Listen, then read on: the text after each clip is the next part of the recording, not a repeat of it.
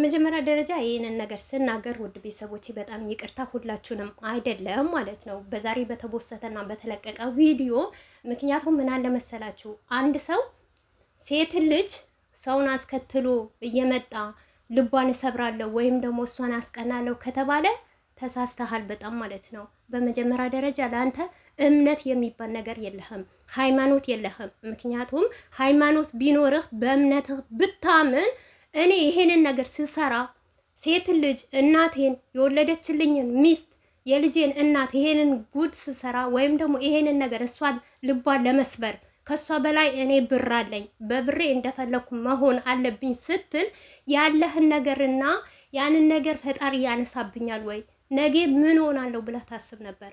ያንተ አስተሳሰብ በጣም ወርዷል ማለት ነው። እና መጀመሪያ በእምነትህ ጽና ማለት ነው።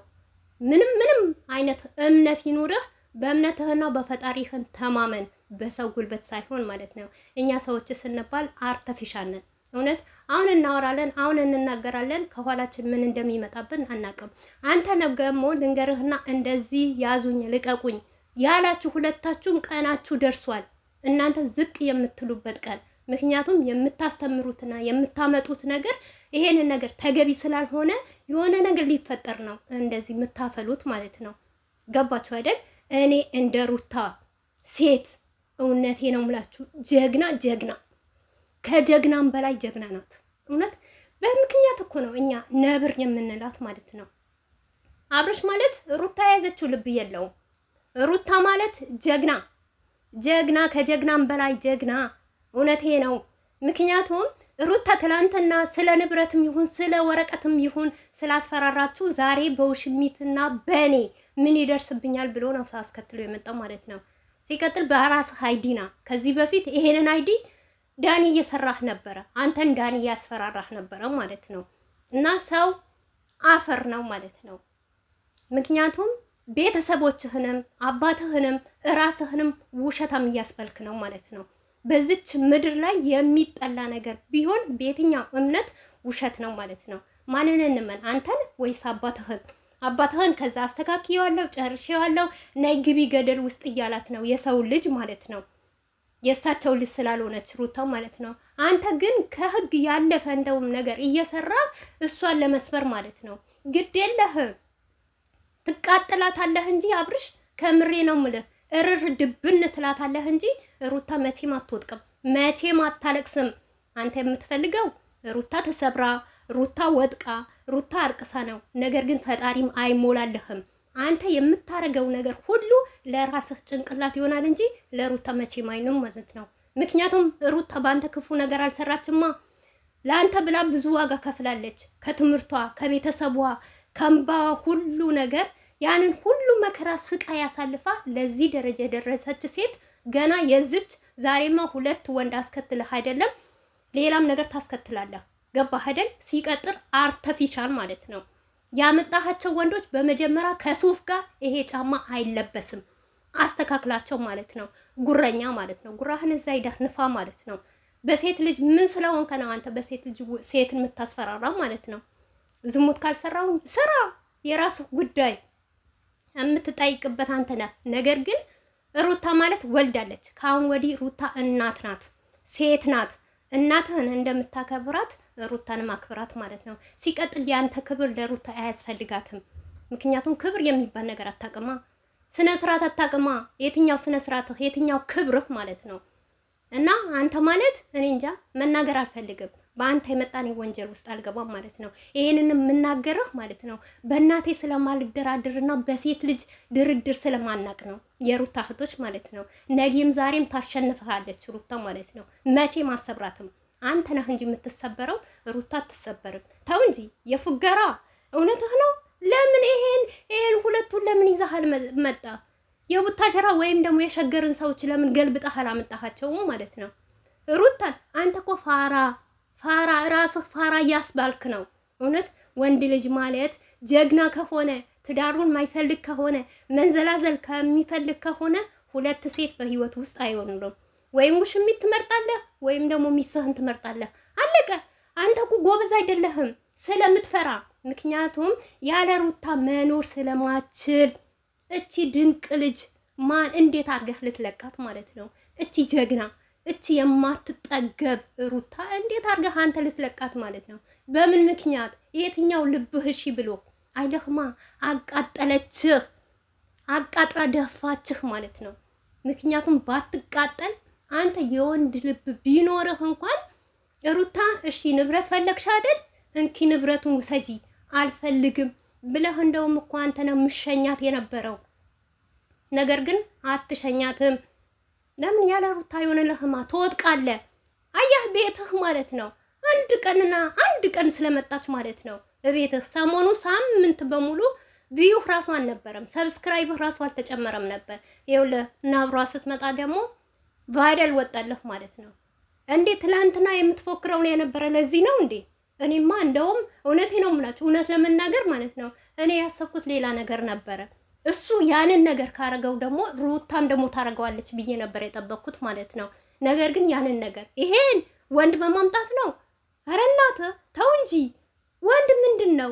እንዳንተም እኮ አርተፊሻል ናቸው እነዚህ ማለት ነው። በመጀመሪያ ጫማችሁን ቀይሩ ማለት ነው። ደግሞ አንተ የትኛው ልብ? እንደውም እኮ አንተ ወንጀለኛ ነህ ማለት ነው። እንዲህ ሽርሽር የምትሄድበት የምትለብሰው ሁሉ ማለት አንድ የመዳም ቅመም ከጠዋት ጀምራ እስከ ማታ እንባዋን ያነባችበት የደከመችበት እንቅልፍ ያልተኛችበት ዘና ፈታ እያልክ ነው ማለት ነው። ማናቅ መሰለህ እንዴ? እናቃለን። የምትበላው ራሱ ወንጀል፣ የምትሰራው ሁሉ ወንጀል ማለት ነው። ምክንያቱም ይገባሃል ማንነትህ መናገር ማለት ነው።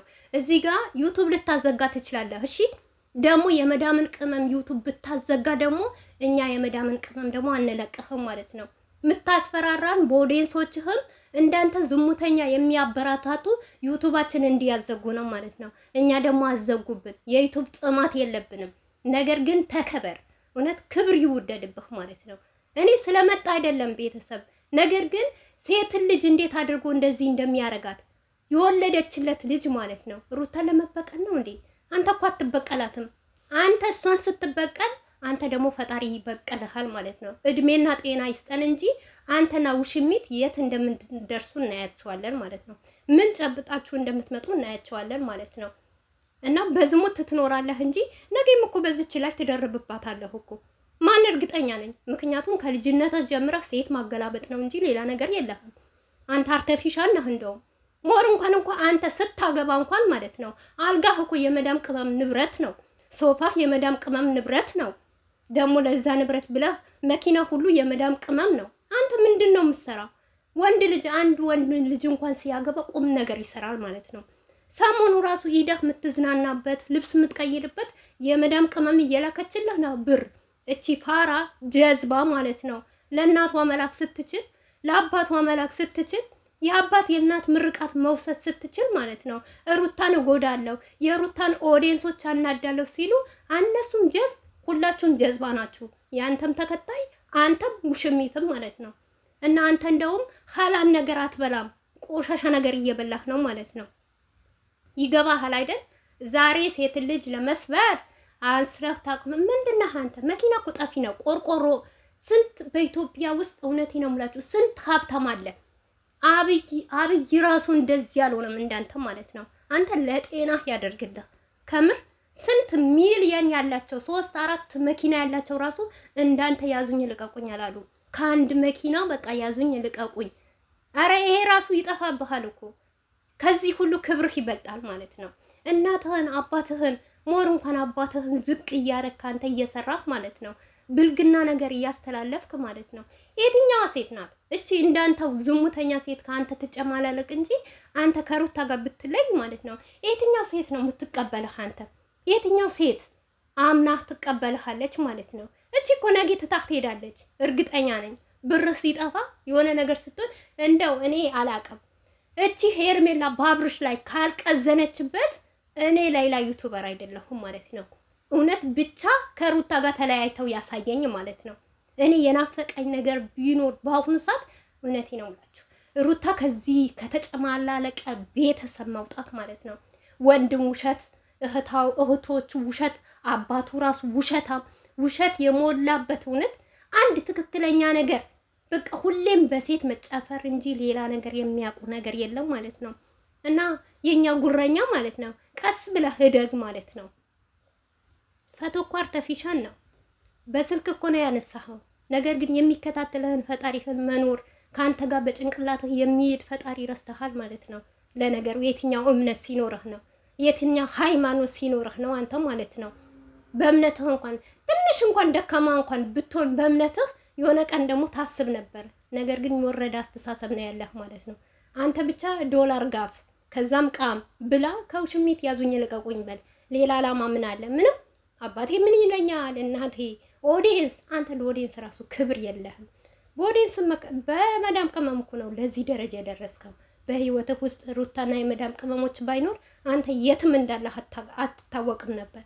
ዛሬ ግን እኛን ለማናደድ አደራህን ገንዘብህን እንዳትጨርሽ። እሺ፣ ነገ ካጣህ ደግሞ የሚሰጥህ የለም።